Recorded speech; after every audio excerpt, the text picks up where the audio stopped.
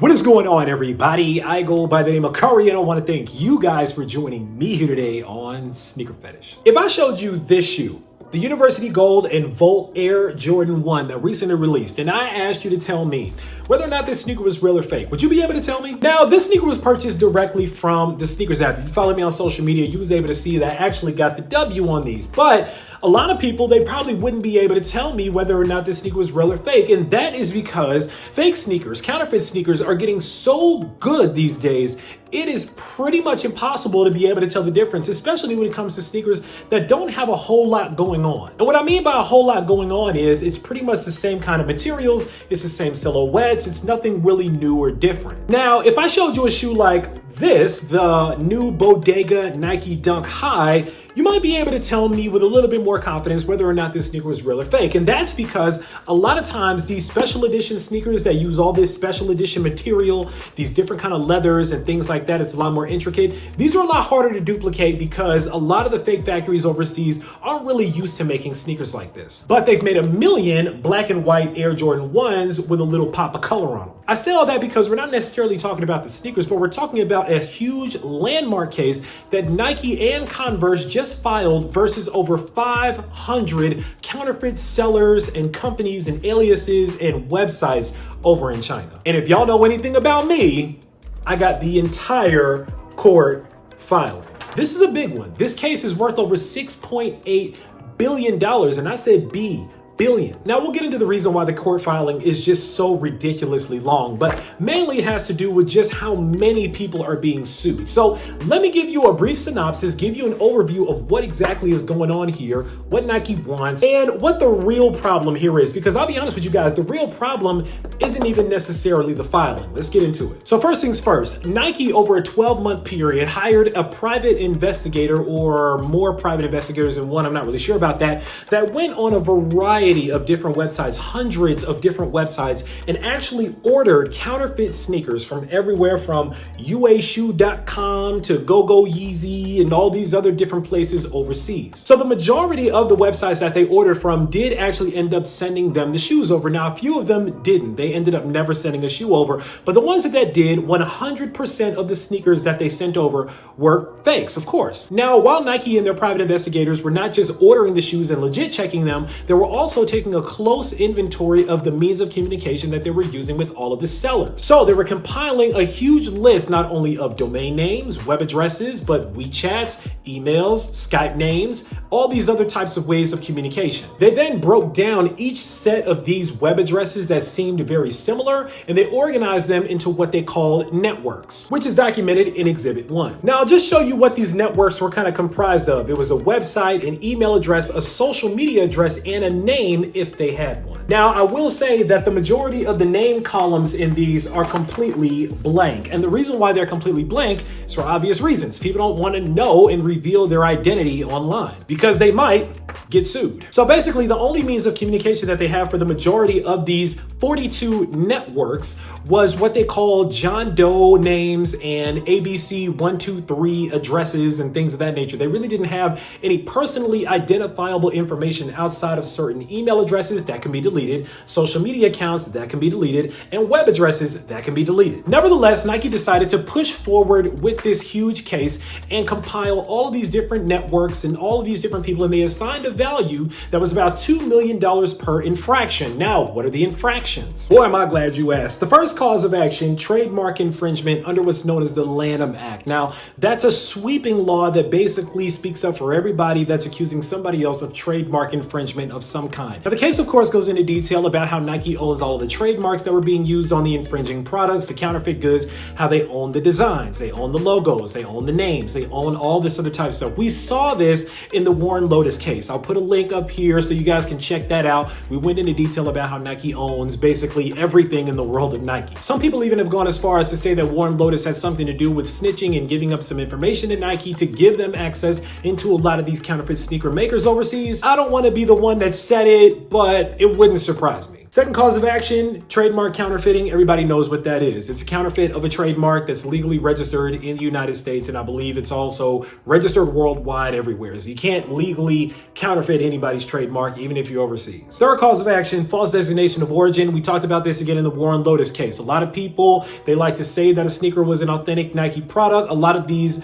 unauthorized or fake counterfeit websites actually say that these are authentic products, and they are not. So they're confusing the customer as to what's going on and where these sneakers are really coming from. If people are not really tapped in with Nike or the sneakers app, they may go on a website and think that they found a great deal. Happens to me all the time. I can't tell you how many people come to me and they DM me or they private message me from everywhere from Facebook to Instagram. Some people even email me asking, hey, I saw this pink rainbow colored Grateful Dead dunk on 123xyz.com. Is it legit? And I have to tell people, no, it's not. So false origin, of course, is one of the things that they're suing for. Fourth cause of action, trademark dilution. Again, we talked about this in the Warren Lotus case. It's a dilution of the trademark. Nike feels like they have a very powerful and pristine brand that they have built, and the counterfeiters are diluting that brand, cheapening that brand by putting out subpar quality products and putting Nike's name on it, diluting the power of the brand. Now, the fifth and sixth cause of action basically is specific to New York law because this case was in fact filed in New York. We'll get on that in a moment as well, but it's basically just trademark infringement, copyright laws, and things of that nature that are specific to New York. The seventh cause of action, unfair competition. Again, talked about this with the Warren Lotus case. What's funny is that a lot of the things that Warren Lotus got sued for, these people are also getting sued for, but it's all the same thing. It's all making a fake product built on a fake base because, again, a lot of people like to talk about customizers. Customizing is something completely different because if a product is being customized from an authentic Nike product, then it's legally admissible. You can actually do whatever you want to do because it was built off of an authentic Nike product. Eighth cause of action, deceptive practices. Nothing new here. Obviously, a lot of these people overseas were deceiving these people into making them think that they were getting something that they really weren't getting. And the ninth cause of action is actually my favorite. It's trademark cyber piracy in a violation of the anti-cyber squatting laws. Now let's get into that a little bit. Basically, what cyber squatting and cyber piracy allude to is the fact that a lot of these fake websites use Nike trademarks within the website name. Nike Air Jordan 1 OG.com, Air Max something.com, things of that nature. So they're using Nike's actually trademarked phrases and words in their website. So that's piracy on a cyber level. So Nike not only is coming after these people for the products that they're selling, but they're also coming after these people for the websites that they're putting out there for people to purchase from. Now that differs because there's a lot of other places that are listed here that don't have any Nike words in the title of the website as well. So they're not theoretically liable for that part of the case. They're just literally liable for everything else in the case. But that particular portion, they're not liable for. Now, what exactly does Nike want? Well, that's also another very good question. There's actually 16 individual things. Some of them have little pieces within those bullet points that Nike wants, but I'll just give you a general overview. Basically, Nike wants everything to stop. They want all the websites shut down. They want anything that has anything to do with any of these companies, any of these defendants, anybody associated with these websites or anything like that to stop immediately and for all of their stuff to be completely destroyed. Now, what's interesting here is that Nike didn't specifically say that they wanted the factories to shut down, but they just wanted all of what these people were doing to be destroyed. Now, that's funny because some of these places, they actually do have entire factories that are dedicated to making fake product. But a lot of people have also alluded to the fact that some activity happens within actual factories as well. That gets a little gray and a little bit murky, but we'll get on that in a moment as well. Now, here's one of my favorite parts in here. Nike is asking that the court award the plaintiffs statutory damages against each network of defendants as calculated in Exhibit 7. Like I talked to you guys, all these different exhibits is basically them just putting screenshots and real pictures of all the different products that Nike felt was being infringed on, which is basically all of them, and representing the statutory maximum of $2 million for each and every Nike and Converse mark that defendants willfully counterfeited and infringed per type of goods sold, offered for sale, or distributed by each network of defendants. What does that mean? First of all, Nike is suing these people not just for sneakers. Oh no, that'd be too easy. They're also coming for people that were making jerseys. You know, Nike makes some really popular soccer jerseys, different teams jerseys. And remember, people in China are not just selling to people in the United States. They're selling counterfeit goods globally. So globally, you might have something going on over in Paris and somebody might want a Paris Saint-Germain jersey. Well, there's some counterfeit ones out there that somebody might be able to get their hands on. So Nike is not looking at this from a domestic scale, but a global scale, and they want it all to stop. But $2 million per infraction for all 42 of these networks, which some of these networks are comprised of 50 websites. So all in all, I tallied it all up. It equals just under $7 billion. I said that right, $7 billion, somewhere around 6.9. Now, I don't want to get off on a tangent, but some people ask, well, why would Converse be going after this thing as well? I'm glad you asked. A lot of people feel like Converse sneakers are cheap and a lot of people don't want them. But what you guys have to understand is that there are some really, really popular Converse products that have come out as well, mainly the Kith and Coca-Cola Converse collection. A lot of people wanted it, and those sneakers are worth a lot of money on the resale market. So naturally, there's a lot of counterfeits of that sneaker. So the Kith and Coca-Cola Converse collection was specifically called out in the paperwork. That's why Converse is a part of this thing as well. Now, Nike also wants statutory damages of $100,000 per infringing domain name listed in Exhibit 3. Now, that of course speaks to the anti-cyber piracy laws and the cyber squatting laws here. So Nike wants $100,000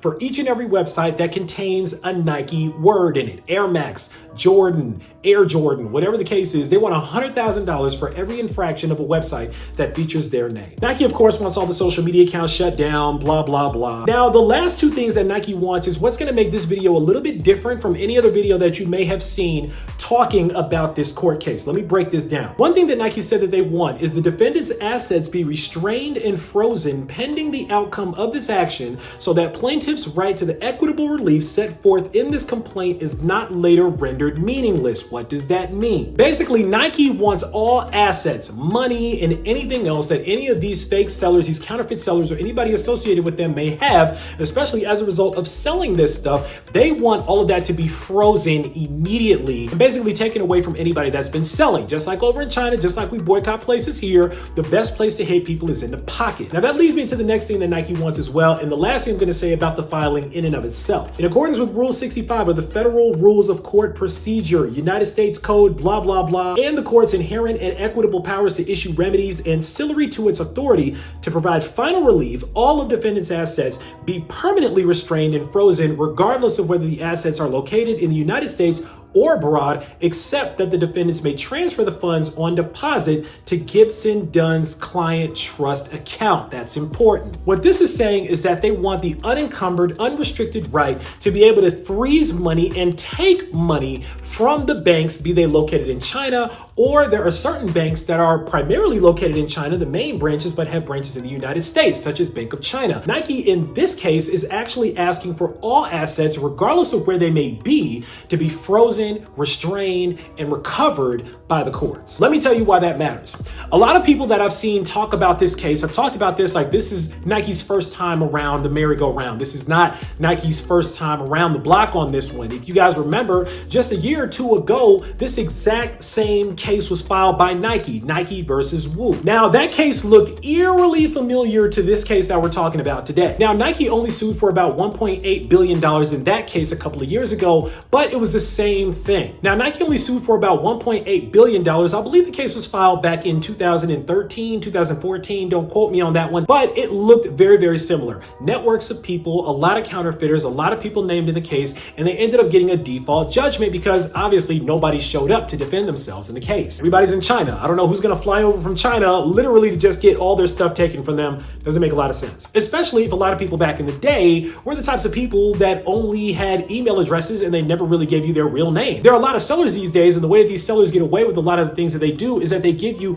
very, very generic American sounding names. Ryan or Eric, or I heard Linda somewhere, or Wendy, and these really, really generic names that are not these people's real names, obviously, but it's a pseudonym so that they can retain their anonymity. That's why if you notice on pretty much every video, especially of a lot of these fake shoes out here, the people that are selling the fake shoes out here, they never show their face. Obviously, they don't show their face because, as we say in the hood, no face, no case. Now, that also poses an interesting juxtaposition for people that review inauthentic sneakers and counterfeit sneakers on YouTube as well. There are a good amount of people that have channels that are solely dedicated to reviewing sneakers like that. And as I mentioned in the War on Lotus video, a lot of those people have to say this is for educational purposes only. These sneakers are not for sale, because if there's any inclination that the person is selling the sneakers, they then could also be liable. So that's why you'll now see a lot of people say, hey, this isn't for sale or nothing's for sale or whatever the case is. I've seen some of these videos, and so that's the reason why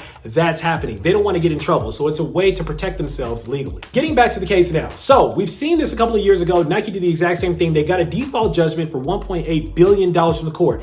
Fantastic, right? It's time to collect on your money. No, not that simple. Here's why. What ended up happening was that even though Nike got the default judgment, when they tried to start collecting the money, there was something called the separate entity rule that was imposed like 100 years ago in New York or something like that, that basically says that they cannot collect money from a United States branch of a bank or any other branch of a bank, even if it's in the United States, which theoretically you would think is covered under United States law, but it's not, because the bank where the real money is, where the money that's holding all the counterfeit goods and being bought and sold, that money is being housed somewhere else overseas. Nike realized that they weren't going to be able to collect that money. So what they did was they sold their rights to collect that money to a company called Next. Now, what Next ended up doing was they started going after the money. They tried to follow the rabbit and make their way to the money, but they were having a really, really hard time doing it because there were a ton of laws, there were a ton of litigation, a ton of paperwork, and a ton of money that it was costing them to try to track that money down. Now,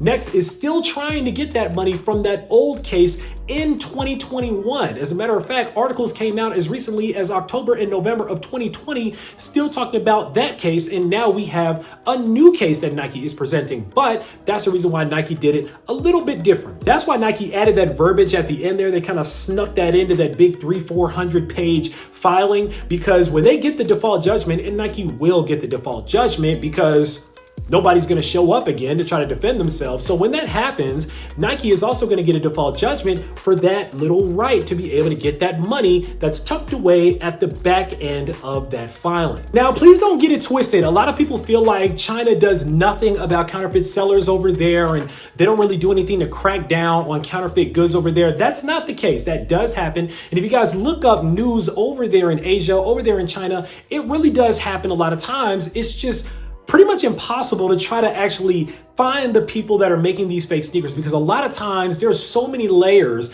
and there's so many ways that people can hide their identities. It's pretty much impossible to find where exactly the root is of the people that are making these counterfeit goods. So what happens is that a lot of smaller people at lower levels get busted, and they might get busted, something might get shut down, there might be a raid or some type of a search or something like that, and if the police don't get paid off, that's another story for another day, then the factory will go ahead and get shut down. But guess what happens? Another factory pops up a couple of months later and the trap is back jumping again. And Nike knows that. Nike knows that they're not going to really be able to shut everything down. So what Nike is trying to do is to get to the money. Because if Nike can find a way to freeze all of the money and to actually stop banks from being able to collect money for all of these counterfeit transactions that are happening, all these different payment methods that are happening out here, then maybe they can stop a lot of this activity from happening. So they can't really stop necessarily the production of the goods. They're going to try in this court casing, but even if they don't necessarily stop that and other places pop up, there will be new laws in place that prevent the money from being exchanged. And if you don't have a way to pay for the counterfeit goods,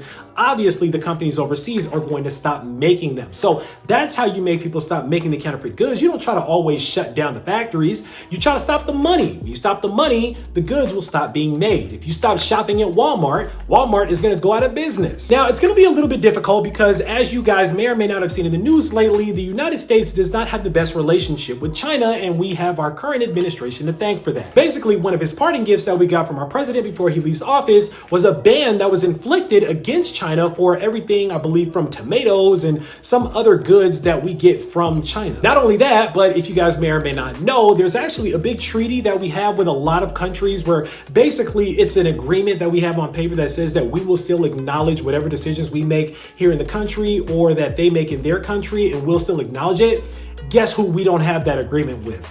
China. So China may very well look at the United States like, we could help you out, but we really don't feel like it because y'all don't really like us, so we don't really like y'all. But, and I say a big but, A lot of American businesses are bringing a lot of revenue and a lot of money and a lot of jobs over to China. So that may be the one saving grace that companies like Next and maybe like Nike are kind of hanging their hat on to still be able to get China to work with them in order to recover these monies. You guys got to understand the knockoff market, the counterfeit market is a $560 billion market by the end of last year. This is huge. That accounts for 3.3% of all global trade. All global trade, 3.3% of everything being traded in the world is counterfeit goods. And a very large amount of those counterfeit goods are counterfeit sneakers and counterfeit athletic apparel, which has lost Nike somewhere to the tune of about $400 to $500 million, and Nike don't play about their money. Now, as I mentioned, a lot of companies, they do contract a large amount of factories that are in Asia, Vietnam, Hong Kong, other places like that provide a lot of jobs, cheap labor for a lot of people. Now, a lot of people have talked about how come Nike just doesn't move their operations to the United States for two reasons. Number one, the labor is a lot cheaper over there in China. Number two, a lot of people over here in the United States are fighting for things that Nike doesn't want them to have. If Nike, first of all, had to build all of those factories, you know how many factories Nike has, first of all? Nike has hundreds of factories. Nike has a lot of factories. So they contract so many different factories in so many different places, it would be impossible for Nike to move all their manufacturing to the United States. There just isn't enough land in the United States for us to be able to build all those factories and all that manufacturing. That's number one. But number two, and it's a bit of a disputed point here, this is when it gets real deep into what's happening over there. Part of that cheap labor, sometimes it's even free labor, because apparently, now this is kind of controversial, but there are a lot of workers that were actually forced to go to certain places in China to work at places like these factories. A lot of them are prisoners. They're known as Uyghurs, and that's the real word, Uyghurs. Now, if you're not familiar with Uyghurs, they actually are a group of Muslim-oriented people that are usually confined to a portion of China that's known as Xinjiang. Now, these people, they're not treated very well at all, and a lot of them are forced to move from Xinjiang into other provinces and areas of China to do things like forced labor. And you think about the prison system here in America, which basically does a lot of the same thing. It's work release. So let's break this down, right? You have this group of people, the Uyghurs, that are actually brought over to different places in China to do things like work in a lot of these factories, either against their will or for very little or no money. Now, Nike swears up and down that none of these factories in the world employ any Uyghurs, but at the end of the day, a lot of people have said that's simply not true. It's impossible to have all these different manufacturing jobs at all these different factories, and some of these factory workers that are working there are not included in that group. Now, I'm not here to discuss one or the other. I'm just saying this is what's happening. Follow me. Think about it like this. You're a prisoner. You're being brought to this factory against your will. You're making these sneakers, and at the end of the day, somebody comes to you and says, hey, I know a way that you can make some real money. And that person says, really? How can I make some real money? And the person says, hey, listen, we're making these shoes here. Why don't we take one of these shoes and sell them to some of these fake factories that are actually making mass productions of replica versions of these sneakers? So this is how it goes down. A lot of sneakers are actually smuggled out. They call it the smuggle and hustle. They're smuggled out of the authentic Nike factories, usually at night, and not a lot of people are usually watching it. And so these sneakers are then sold off. Sometimes they're sold off to different people around the world. Other times they're sold off to other factories. These sneakers are then sold to other factories that cut the sneaker completely up. A story on Vice was done about this. The sneakers are cut up, they're reverse engineered to track down the materials, the different stitching techniques and things of that nature, and they are mass reproduced. The inauthentic version, the counterfeit version, is made from the blueprint of the authentic version that was stolen out of the authentic factories and sold, sometimes for very large amounts of money, to these fake factories. And it's worth paying the large amounts of money because the fake factories are making way more money than what they paid for the sneaker in terms of mass producing the shoes. Now, these shoes, once they get mass produced, are only produced for between 50 and 70 yuan. If you don't know what that means, that's about $7.60 United States dollars. That's right. A lot of these fake sneakers are being made for about $7.60 overseas, and then they're being sold on the cheap market for about 100 to 150 bucks. So you just got an unauthentic version of Ben & Jerry's Chunky Dunkies for about 250 bucks. But at the end of the day, even that sneaker only cost about $7 to make. So while a lot of people are getting on Nike talking about Nike makes all this money and they have all this profit margin from the sneakers that they're buying, and that's the reason why they go and buy fake sneakers, guess what? you just got finessed too. And that's the problem that we're facing here, is that this cycle will continue and continue and continue because Adidas, Nike, Reebok, and everybody else not under the sun, not just sneaker manufacturers, but apparel manufacturers, everybody from Louis Vuitton to Gucci to Ferragamo and everything else you can imagine, all that stuff is being made in a factory somewhere in China for pennies on the dollar versus what it costs. So to my previous point, Nike isn't necessarily trying to just shut down everybody because that's impossible to shut everybody down. As long as Nike keeps making authentic product, other people will keep making counterfeit product, and we will keep seeing this over and over and over. More fake factories will pop up, more fake sellers and middlemen will pop up. There was a huge story, I believe, on Reddit. There's actually a replica sneakers Reddit thread, and there's like over 200,000 members in it.